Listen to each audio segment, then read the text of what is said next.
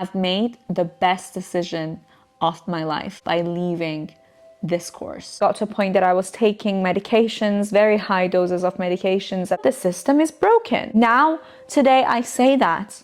I say university is a scam. What you see, what you hear, and what you say is literally going to create your reality.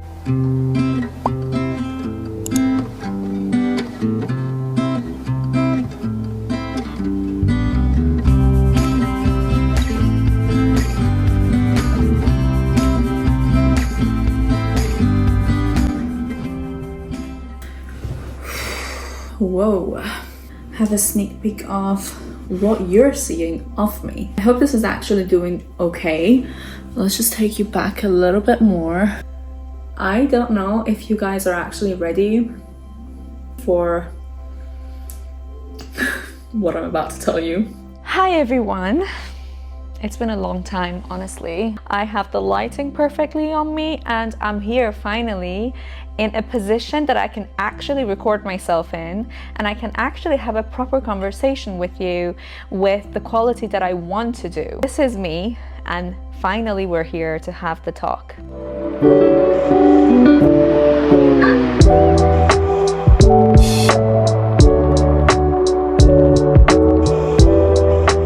Well, hi everyone, I hope you're all well. If you know me, you know that I applied for medicine. I'm just gonna give you a little introduction. My name is Kimia Jaberi. I'm 26 years old and currently residing in Wales, in South Wales, proudly. And I wanted to let you know that if you have already followed my YouTube channel, thank you so much for following me and being here from the beginning. As I have been quite off and not active for a few years due to issues that I will probably talk about more, trust me. I have studied biomedical sciences degree from Salford University. I had my Masters of Research from Manchester University in cardiovascular health and diseases, and I wanted to basically study medicine. I applied for medicine 3 times and did not get in. After not getting into medicine and applying a few times, I obviously found myself in a very vulnerable position that I felt like I am not good enough. I cannot showcase my capabilities. I felt very much alone and miserable. Honestly, I felt really hopeless because I'm a Persian girl and I come from a Persian family, a Persian culture where in our culture, just like any other Middle Eastern culture, we prioritize or we see the worth in those people that apply for medicine or engineering or those or becoming a lawyer. Unfortunately or fortunately, I am not really in a position to be like they're good or bad. I think if you know your passion, go for it and follow it, and that should be what you should be proud of and should not be based on what people want you to be or what they expect you to be. That's where I come from. Regardless of how you are or how your manners are or how you are as a person, if you have that label attached to you, you're very much praised for it. So knowing that a lot of us actually go through this, that being that person that you want to make people happy rather than yourself being happy first, I was one of those people as well. Very much a kiss ass basically. Bear in mind, I'm not gonna be filtering myself out anymore. I've always said it, I will not filter myself out. This is who I am. I have changed quite a lot. If you go and watch my videos, I don't recognize myself anymore. I'm a complete different person, complete different boundaries, complete different perspectives on what life is or should be. So it's very important to me to be able to talk about it and to be open about what I believe in, and I will be talking about it more about the whole journey. But what I want to talk about today is what happened after I applied for PA. And I remember I did a video ages ago, and I haven't actually recapped that video. I haven't looked at my videos for years now. I was really happy. I was very much optimistic, and it got to a point that I became very ill, very depressed, mentally very much low. It got to a point that I was taking medications, very high doses of medications, and I gained a lot of weight out of it, and that was also hurting me and making making me criticize myself daily. The only people that actually know that this has happened to me are those that actually lived it with me, and that's only my partner. Not my own family don't exactly know what I was going through either. And I want to talk about this topic in a very much non-judgmental way, and I want to tell you my perspective, and I want to tell you that if you already know me, you know how much I was driven and determined into wanting to apply for medicine. However, I just didn't know why I wanted to do what I wanted to do. I think many of us actually experience that. At this point of my life, I see many of you, I speak with many of you that are on the same boat, around the same age, and are very confused, and so was I. But I was very much determined that this is for me and I want to get into it. So I did. And another thing I want to mention as well here in detail is that I don't think you should be judging words by words of someone's videos and using them against them. I have called myself a medical student, and I still will call myself a medical student. A person that has studied medicine is called a medical student because I am studying medicine, and as a qualified, if you were a qualified PA or if you are studying PA, you are technically studying medicine, because the majority, at least 98% of the course, the content that we go through is exactly as what medical content is. And with the regulations of PA and what is working towards, and the organizations and the education system that is actually teaching you and getting you ready to be ready for those regulations, I don't see why I should not call myself a medical student. However, just to reiterate on the fact that I do not wish to be called a medical student, nor do I feel proud to be called a medical student. So if I say this, it's not out of greed or wanting to be called a certain label. I do not have a label. I'm just simply a soul, just like you are. So we should leave our ego aside and just concentrate on what's the depth rather than what's the surface matter. Now, let's carry on with the story. I applied for PA, I got into PA, it's a funded course. I have done a full video on that. I've actually spoken to you about the fact that you cannot work full-time and do PA. I've tried it and I was not having a good time at all. I got ill very much, as I said. But the majority of the reasoning behind the factors that was affecting me becoming ill and mentally unhealthy was not me working. It was the way the structure of the course has been set out, and the system and how broken it is. On a daily basis, I actually struggled, and I feel like not many people talk about it. There are people on YouTube that I praise very much for the way they educate people on how to apply to medicine, how to get to medicine, but there is a very slight gap in between those videos, and I feel like it's only fair, you know, I want those people that applied for these courses to, or are going to apply to these courses, to have the same perspective as I have now, in order for them to make a decision. So prior to making a decision, please watch this video, because I feel like once I was there and I was you, and it's only my responsibility to take you throughout my journey and let you decide what you want to do based on your passion. The first year of my course was absolutely great. I enjoyed it. It got to a point that I was very much enjoying it, but it was about, I think, 6 months into the course that I realized that I am not retaining information the way I want to, and it's not what I thought it was, and that I am not passionate about this course in no way or other. I just did not feel that spark.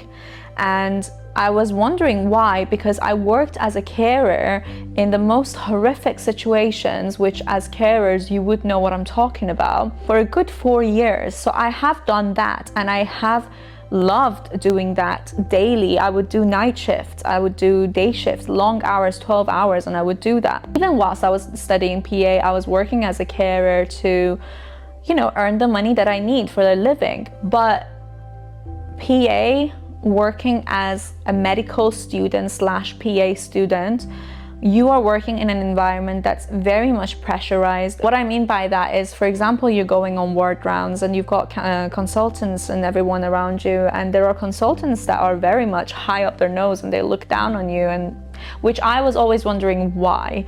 It's very sad, that's all I can say. And that would put you under a lot of pressure, and the help and support of the system when you're struggling studying this course was absolutely terrific, to the point that I actually felt very much ill, and there was no help. More than that, they were accusations that I do not need help, and it was very much ugly. But other than that, I wanted the financial freedom, and as a 26 years old that studied multiple courses to find out her passion, when I got to a point that I was studying PA and I was working in the hospital, I could see that the people that have already graduated from not just PA, medicine, we're going to talk about medicine for a second and then I'll talk about PA. Medicine on itself, for example, foundation year 2s, 2 years into being a qualified medical doctor, they were completely broke and financially unstable, and this is the majority of people. Unless they have financial support from their parents or from their partner, the majority are broke. And it was very hilarious because I was in a situation where we were standing, and this is me like very excited on my emergency department basically placement, and I was standing on the line waiting to go through to have a Costa coffee. We were all standing together, and suddenly all of these junior doctors and PA students, PAs that were working there, they went and stood behind the consultant. And I was wondering, why are we doing that? And so basically, natural instinct, I followed and I went and stood back at the line behind them. And I asked, I was like, did something happen? Like, what's going on? And she was like, the consultants offer to pay for your coffee. So we do that every day. When we have a meeting, we go and stand behind them so that when they offer a coffee to pay for a coffee, we say yes, so we don't have to pay for it. Because they get paid more, so why should we pay for it? And then I looked at her and I looked at the other junior doctors and the medical students and the PA students that were following us, including myself. I looked at them and I was like, hold on a second. You have been studying this. Now this is in my head, I'm thinking, you have been studying this for, I'm 26 now, like I'm at the time I was 24, I was like, I'm 24 now, and I'm like here, I'm like, walking around shadowing you guys and everything, shadowing you right now, and you have all of this knowledge that you have and you're helping people. That's good for you. That's amazing that you're doing that. That is a huge thing that you're doing that, but you're absolutely broke. Absolutely broke. And it got me thinking that, wow, the system is not doing them right. And then at the same time, the system is not doing patients right. So ta-da! The system is broken. Hence why I did not want to continue doing this course. Now, many people ask me this question, and I just give them this explanation and leave it there. I had so many factors affecting my decision of wanting to stay and study a medical course. So many that kept me, but so many that was absolutely putting me in a position that I was like, are you going to be emotionally making a decision based on 7-8 years of studying and saying, oh, I might regret it, or no, I've spent like 7 years of studying, why should I leave now? Or you can make a logical decision that actually I am seeing by experience that these people are all broke. I am seeing by experience that these medicines are making people ill even more. They come to be cured and then they leave and they come back with another medical issue. And then there are patients that do not want to get better. Then there are staff that are absolutely miserable. They're miserable. They're not happy doing what they're doing, regardless of how much they get paid. You see a consultant and she's flipping like Walking Dead, like what the hell? This isn't the lifestyle that I signed up for. And nobody Nobody has ever mentioned one thing in the educational institutions that I've been through Russell groups. I've been to Salford University, I've been to Manchester University, which is a Russell Group university, or Swansea University. None has ever, or even one person, I have not seen one girl or a boy to come and sit down and actually have a one-to-one talk and say the truth. Why? Because they come and say that based on the policy, based on the fact that you signed a paper, you should not talk about the institution in a negative way. But this is not a negative way. This is a feedback. This is, as a student, you come and give a feedback based on my studies and my way of doing the things that I did my whole life, my lifestyle and my individual perspective on the whole situation. I was not happy. And for me, it was not working. Hence why I left. In my opinion, if I don't work somewhere or I decide to leave, that means that that thing is not serving me right or someone else right. And I have been in situations where I cannot tell you where these things happen, because again, I don't want to get in trouble for it, because that's not the main point. The main point is to raise awareness to our children, to the people that are actually making decisions to spend their life, years of their life, studying something that they don't know what they're getting themselves into. So we need to say something. We need to say something. We need to talk about it in reality. That's why I say university is a scam. Now, today I say that. I say university is a scam. Why is that? It's because you don't know what you're walking into. You should have enough information about a thing for you to know to make a decision based on it, whether you want to do it or not. How would you know that without you even trying it? I appreciate the fact that they say you need to gain experience through care work, healthcare assistant and stuff like that. That's a complete different world. It's a complete different career. It's a complete different standards, boundaries, and professionalism. So based on what are you, okay, shadowing a GP, again, a complete different scenario, because you're a student, you're only shadowing, you're not actually involved. And then you get into this situation and you're seeing the horrific situations that people are being abused mentally, emotionally, sometimes sexually, and nobody does anything about it. No one does anything about it. I have always been that person that talked about this without being scared of what to say, because I think I see a lot of girls that are dreaming, absolutely dreaming on, oh, I want to do medicine. The medicine is my thing. I want to do it. If it's your thing, but ask yourself, how am I saying that? Based on what? Do I have experience? Have I actually worked there? Do I actually know that I'm capable of retaining that information? If you are, then go for it. But don't joke with yourself, because this is a totally different world. And as a dyslexic person with ADHD, severe ADHD, that I just found out literally like the year before I was about to finish my course, I struggled throughout. And the educational system should question that. If someone is struggling, you should question it. I shouldn't question that if I don't know what it is, because as an educational institution, you should know if someone is struggling and show them the correct way, what to do, how to get help. And no one did until I got to a point that I had to go and do it myself, because I was actually struggling. And the person that was assessing me was telling me that this is not made for you. This is not for your brain. Your brain waves, if you believe in medicine and x-rays and EEGs and everything else, our brain waves work differently to each other. It's an individual thing. So if I have a brain wave that has, if I'm dyslexic and I have ADHD and I'm not diagnosed, my brain waves are different than you. So if I'm studying that course and I'm struggling, there is a reason behind it. I'm not dumb. I'm just talented at something else, at doing something else. And people don't understand that. People don't understand the capabilities they have. People don't know that you are so much more capable than you think you are.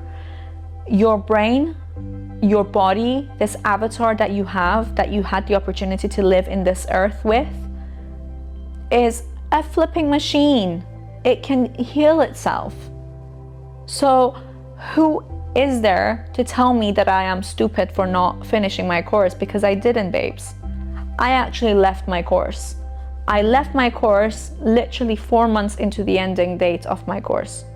Literally. And many people tell me, oh my God, why did you do that? Like 4 months left and you quit your course? Why did you do that? I mean, girl, I've made the best decision. Let me just tell you, I've made the best decision of my life by leaving this course and stopping altogether. Why? Because I figured out what my talent is. I figured out what my passion is. What do I want to do? What's the purpose? I came from somewhere. Where am I going to? Why am I going there? What's the purpose? So here it is, really. That's all. I don't owe an explanation to anyone, nor does anyone to me. But I had to make this video and make it finalized and say that be careful what you're doing with your life. Be careful what you want to do be careful about what your desires are. Actually sit down and think about what your desires are. Trust me, there might be something that's higher than what you think, and it's better for you. It can do you good rather than worse. What you see, what you hear, and what you say is literally going to create your reality. Now, if you decide to look at death, if you decide to look at illness, if you decide to look at whatever that's not serving you right, you will attract that, and that will make you ill. Choose yourself first. There are plenty of people that are actually good at this, and if they're actually passionate about it, that's why they're there. That's their role. In this lifetime, that wasn't my role. Simple as that. So there are people that talk about labels and wanting to look down on people like me that decide to take over the control over take their power back and look down and underestimate us. And I want to tell you that you're making a big mistake, because we can see each other in 10 years time and you can tell me the same thing, but I know that you will not, and you will literally completely change what you're saying right now. I don't believe in the fact that I am the best out of everyone. I'm not. These are my individual experiences and decisions that I've made for my life. I am responsible for my life and my decisions. Nobody else is responsible for anybody else's decisions, nor nobody has the right to say anything about anybody else's decision. You're simply watching these videos to get an insight on what other people do or what their experiences are. So don't give yourself the right to assume anything. And if you are jealous of someone being free rather than being trapped, then that's on you, baby girl. Like, literally. That was a very cringy thing I said, but yeah, that's on you, babes. Like, let's be real. Hence, you're judging other people. Simple as that. I'm really glad that I can finally sit down and talk to you guys. Very excited, definitely very much excited, and I cannot wait to share more. There's gonna be a lot of videos like this from now on. I will try and stay up on top of it and talk to you guys and give you my insights and experiences, and I would love to share more with you guys to help. Thank you so much for following. Thank you so much for subscribing. Don't forget to subscribe if you haven't already, because it's gonna be good. Take care, have a great day. May love and light fill your life every single day, and I appreciate you so much. So grateful. Bye. Done. Never studying again.